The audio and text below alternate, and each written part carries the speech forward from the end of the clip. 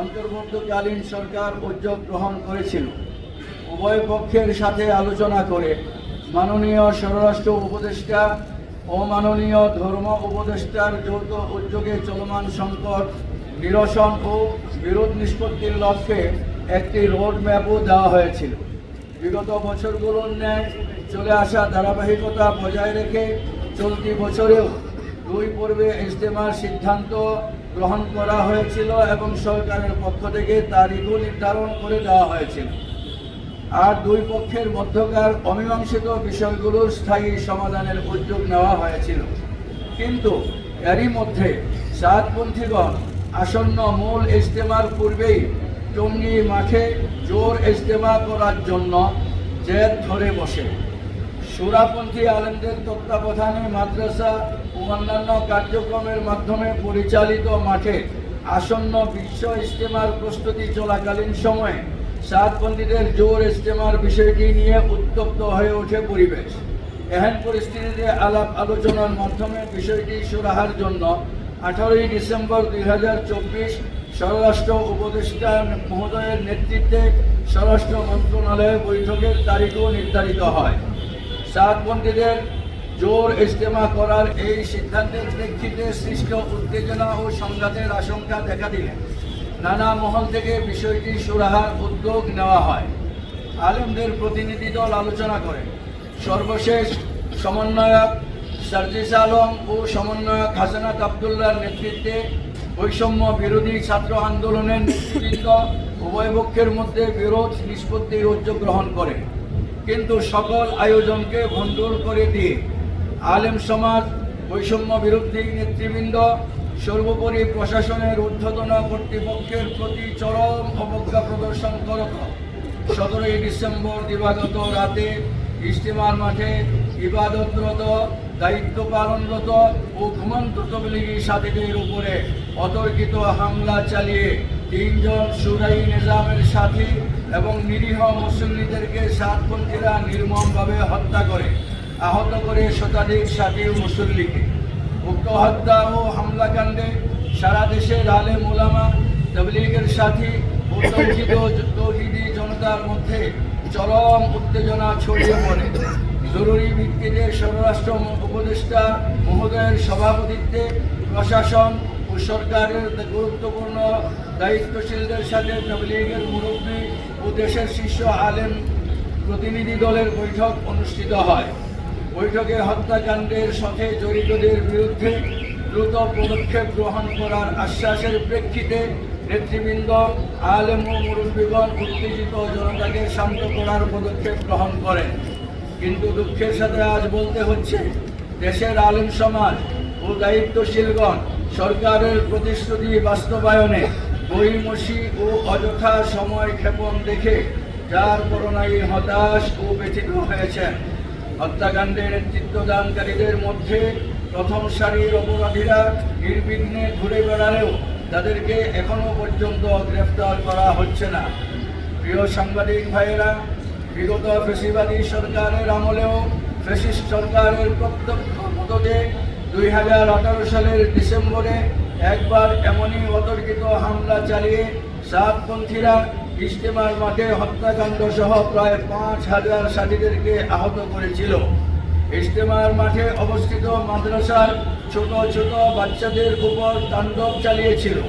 গোটা ইজতেমার মাঠ জুড়ে ভয়াবহ বিভীষিকা পরিস্থিতির সৃষ্টি করেছিল। কিন্তু সেই সরকারের প্রশ্রয়ে এত বড় অপরাধ করেও তারা নির্বিঘ্নে বাস ছাড় পেয়ে যায়।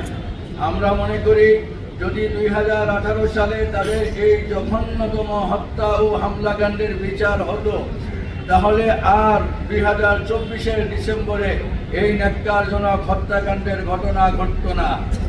এবারও যদি তারা ছাড় পেয়ে যায়, তাহলে তারা ভবিষ্যতে আরও কোনো ভয়াবহ দুর্ঘটনার জন্ম দিতে পারে বলে আপামর জনসাধারণের আশঙ্কা। 18 ডিসেম্বরে পরিচালিত হত্যা ও 17 তারিখ দিবাগত রাত্রে 17 ডিসেম্বরে পরিচালিত হত্যা ও হামলাকাণ্ডের ধরন দেখে বুদ্ধামহল আশঙ্কা করছেন যে সাতপন্থীদের সাথে বাংলাদেশ বিরোধী আন্তর্জাতিক ও আভ্যন্তরীণ অপশক্তির যোগ সাজস রয়েছে। তাই তাদের বিরুদ্ধে যথাযথ পদক্ষেপ গ্রহণ করা না হলে শুধু তাবলীগের কাজই নয়, বাংলাদেশের নিরাপত্তা বিপন্ন হওয়ার আশঙ্কা রয়েছে। প্রিয় সাংবাদিক বন্ধুগণ, এই প্রেক্ষিতে দেশের শীর্ষ আলেম ওলামাদের পক্ষ থেকে আয়োজিত আজকের এই সংবাদ সম্মেলন থেকে নিম্ন বর্ণিত দাবিগুলো পেশ করা হচ্ছে। সরকারের কাছে নিম্ন বর্ণিত দাবিগুলো পেশ করা হচ্ছে। নাম্বার 1, 2018 ও 2024 সালে টঙ্গীর ইজতেমার ময়দানে এই নৃশংস হত্যাকাণ্ড সহ নানা সন্ত্রাসী কার্যকলাপের দায়ে সাতপন্থীদের সকল কার্যক্রম নিষিদ্ধ ঘোষণা করা হোক। নাম্বার 2, 17 ডিসেম্বর 2024 যে নৃশংস হত্যাকাণ্ডে জড়িতদের দ্রুত গ্রেফতার ও দায়েরকৃত মামলার যথাযথ নিরপেক্ষ তদন্ত সাপেক্ষে অনতি বিলম্বে বিচার করার জোর দাবি জানাচ্ছি। আবারও বলছি, নাম্বার 2, 2024 17 ডিসেম্বর দিবাগত রাত্রে এই নৃশংস হত্যাকাণ্ডে জড়িতদের দ্রুত গ্রেপ্তার ও দায়েরকৃত মামলার যথাযথ নিরপেক্ষ তদন্ত সাপেক্ষে অনতি বিলম্বে বিচার করার জোর দাবি জানাচ্ছি। নাম্বার 3, এই দাবি আদায়ের লক্ষ্যে আগামী 10 জানুয়ারি শুক্রবার দেশব্যাপী বিক্ষোভ কর্মসূচি ঘোষণা করা হলো। নাম্বার 4, 25 জানুয়ারি শনিবার 2024 শনিবার দেশের সকল পর্যায়ের প্রতিনিধিত্বশীল আলেমদের নিয়ে ওলামা সম্মেলন করার ঘোষণা করা হলো। আবার নাম্বার 4, আগামী 25 জানুয়ারি 2024 শনিবার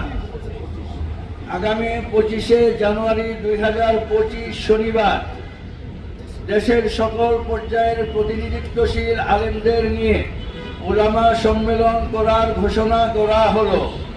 সেই অবধি যদি সরকার পক্ষ থেকে কার্যকর কোনো পদক্ষেপ ও আশানুরূপ কাজের অগ্রগতি লক্ষ্য করা না যায়, তাহলে ইনশাআল্লাহ পরবর্তী সিদ্ধান্ত ওলামা সম্মেলন থেকেই ঘোষণা করা হবে।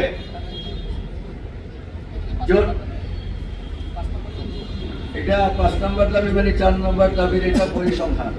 যদি সরকার আশানুরূপ কোনো পদক্ষেপ গ্রহণ করে না, তাহলে ইনশাআল্লাহ 25 জানুয়ারি 2025 শনিবার ওলামা সম্মেলন থেকে পরবর্তী পদক্ষেপ ঘোষণা করা হবে।